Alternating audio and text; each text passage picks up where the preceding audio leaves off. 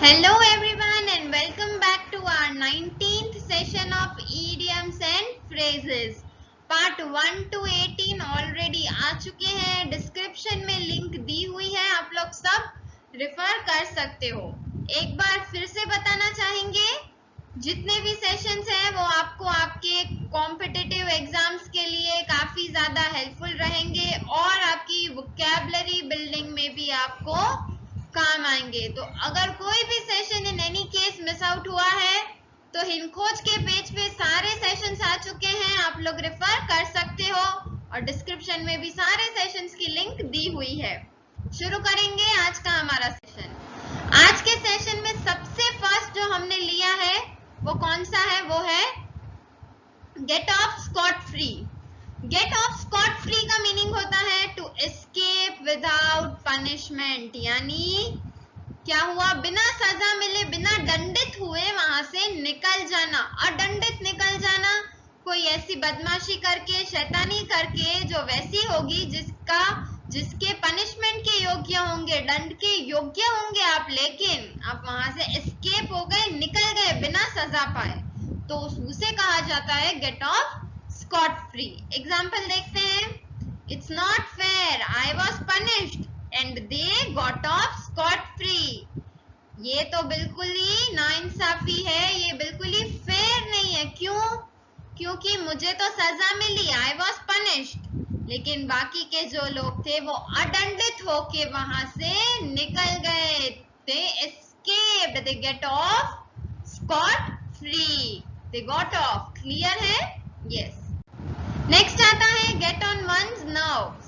Gate on one's nerves का meaning होता है टू इरिटेट और टू एनॉय, यानी किसी को तंग करना, परेशान करना अपनी हरकतों से, बातों से, किसी भी प्रकार से. तो जब कोई वैसा इरिटेट या परेशान हो जाता है तब हम कहते हैं get on one's nerves. She is getting on my nerve, यानी वो अब मुझे बहुत ही ज्यादा तंग कर रही है, परेशान कर रही है, तो मैं इरिटेट हो रहा हूँ, एनॉय हो रहा हूँ उनसे. यहाँ क्या एग्जाम्पल लिया है देखते हैं. That car alarm is getting on my nerves. That car alarm is getting on my nerves. वो कार में जो अलार्म लगी हुई है अब वो मुझे बहुत ही ज्यादा तंग कर रही है, इरिटेट कर रही है. It's getting on my nerves. Next आता है get the wind of. Gate the wind of का मीनिंग होता है टू नो द सीक्रेट्स, किसी भेद को जान लेना, किसी भेद को जान लेना, वो होता है गेट द विंड ऑफ. किसी के राज को जानना, किसी की सीक्रेट बात को जानना, ऐसी बात जो किसी और को नहीं पता और आपको पता है, सीक्रेट, राइट, उसे कहा जाता है get the wind of. Example के साथ देखेंगे. If my old aunt gets wind of it she will never forgive me. अगर मेरी जो आंट है उसे पता चल गया कि मुझे सीक्रेट्स, वो भेद पता है, तो वो कभी भी मुझे माफ नहीं करेंगी. उन्हें अगर ये मेरे सीक्रेट्स पता चल गए, राज पता चल गए, तो मुझे फॉरगिवनेस, माफी कभी नहीं मिलेगी. Gate the wind of. Next आता है गो द होल होग. गो द होल होग का मीनिंग होता है to do something fully and completely. कुछ भी है उसे पूर्ण रूप से करना, पूरी तरह से करना. अगर कुछ शुरू किया है तो उसे अच्छे से पूरा करके कंप्लीट करना, वो होता है गो द होल लॉग. कोई भी कार्य है, चीज है, उसे पूरी तरह से करना. If we are going to have a party, example के तौर पे, if we are going to have a party, we might as well go the whole hog and hire a band. अगर हम पार्टी रख रहे हैं, अगर हम पार्टी करेंगे तो हम उसे पूरी तरह से करेंगे, साथ साथ हम बैंड को भी हायर करेंगे, राइट. तो उसे कहा जाता है गो द होल होग. करेंगे तो पूरी तरह से कंप्लीटली करेंगे, टू डू समथिंग फुल्ली, पूर्ण रूप से. नेक्स्ट आता है give up the ghost. Give up the ghost का मीनिंग होता है टू डाई या फिर स्टॉप वर्किंग और स्टॉप डूइंग समथिंग, यानी कार्य को रोकना. कोई भी कार्य है उसे रोकना या फिर उसका रुक जाना, बस अब इससे आगे नहीं कर सकते, उसे वहीं स्टॉप कर देना, तो वो होता है गिव अप द गोस्ट। शुरू करना लेकिन उसे पूरा ना कर पाना, किसी को एक निश्चित दायरे के अंदर रखना, that is called give up the ghost. Example क्या है?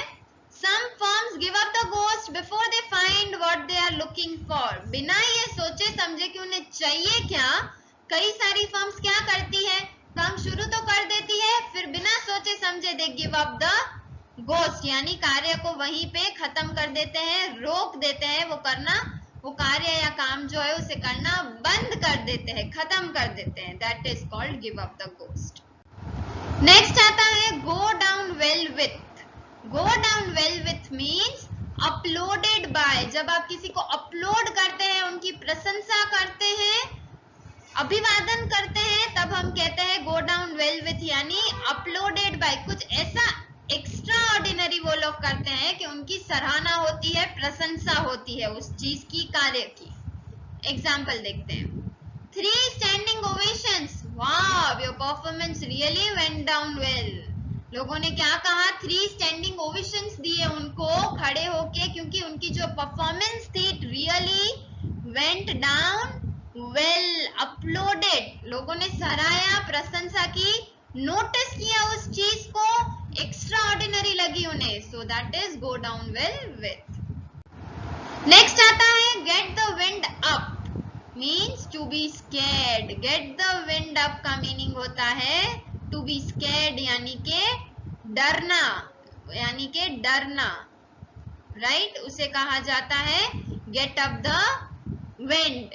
किसी चीज से, किसी कार्य से, किसी लोगों से डरना, कोई भी चीज हो सकती है, अगर उससे डर है तो that is get the wind up. Example देखेंगे। When they started questioning him, he got wind up. क्या मतलब? जैसे ही उनसे सवाल करना चालू हुआ तो वो काफी डर गए, he got wind up. Next आता है give me a hand. give me a hand का मीनिंग होता है to take help, यानी किसी से भी मदद लेना। अगर किसी कार्य में, किसी चीज में आपको जरूरत है तो आप सामने से उनसे मदद मांगते हो, can you please give me a hand, कि आप इस चीज में मेरी मदद करेंगे, उसे कहा जाता है to take help, give me a hand. Example देखेंगे। He always lends me a hand with repairs around the house whenever he is in a town. जब भी वो शहर में होते हैं, टाउन में होते हैं, तब हमेशा ही घर में जब भी कुछ रिपेयर्स की जरूरत पड़ती है, कुछ खराब हो जाता है और मैं रिपेयर करता हूँ, तब वो हमेशा ही मेरी मदद करते ही। He always lends me a hand. वो मदद करने के लिए हमेशा तैयार रहते हैं और करते भी हैं। नेक्स्ट आता है gain ground, means become popular, प्रसिद्ध हो जाना। हर कोई आपको जानने लग जाता है, आपकी बातों को, आपको, किसी भी चीज को जो आप करते हो, पॉपुलैरिटी गेन हो जाती है, तब हम कहते हैं गेन ग्राउंड, यानी वो आप पॉपुलर बन चुके हैं, प्रसिद्ध होना। एग्जाम्पल क्या है? His views were once considered unacceptable but are now gaining ground rapidly. इनके जो व्यूज थे, जो सोच विचार थी, वो पहले एक टाइम था, एक समय था जब उसे अनएक्सेप्टेबल गिना जाता था, यानी कोई भी उस चीज को एक्सेप्ट नहीं करता था, कंसिडर नहीं करते थे लोग उन्हें। ठीक है, इन्होंने ही कहा है ना, तो इतना क्या इम्पोर्टेंट है, ऐसा क्या इम्पोर्टेंट है। लेकिन अब नाउ गेनिंग, बट नाउ उनके जो व्यूज थे, they are gaining ground rapidly. अब वो पॉपुलर होते जा रहे हैं, प्रसिद्ध होते जा रहे हैं, लोग उन्हें कंसिडर करने लगे हैं, एक्सेप्ट करने लग गए हैं उनके व्यूज को, तो वो क्या हुआ? He is gaining ground, becoming popular, प्रसिद्ध होना। नेक्स्ट आता है ग्रिबल गैबल। ग्रिबल गैबल यानी फुलिश टॉक। फुलिश टॉक क्या होती है? अमहत्वपूर्ण बातें, या फिर उसे कहा जाता है मूर्खतापूर्ण बातें, जिस बातों का कोई सेंस नहीं है, बिना हाथ पैर की जो बातें हैं, मस्ती है, मजाक है, उसे जब मस्ती मजाक यानी फुलिश टॉक्स जो होती है, जिनको गिना ही नहीं जा सकता, उसे कहा जाता है ग्रिबल गैबल। एग्जाम्पल क्या है देखते हैं। She wasn't very good at random gabble of teenagers. Teenagers जो फुलिश टॉक करते थे, वैसी तो ये कभी भी नहीं कर पाती रैंडम गैबल टॉक्स के लिए। सो वो होता है फुल स्टॉप, ग्रिबल गैबल, मूर्खतापूर्ण वार्तालाप। तो ये हमारा आज का सेशन था। उम्मीद है आपको सारे इडियम्स एंड फ्रेजेस अच्छे से समझ में आ गए होंगे।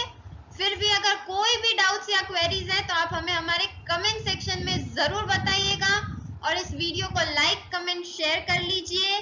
हिंदखोज के पेज को सब्सक्राइब करके बेल आइकन प्रेस कर लीजिए अगर अभी तक नहीं किया है तो, ताकि हमारे नेक्स्ट अपकमिंग वीडियो के नोटिफिकेशंस आपको इमीडिएटली मिलते रहे। तब हम फिर मिलेंगे नए वीडियो में नए सेशन के साथ। धन्यवाद।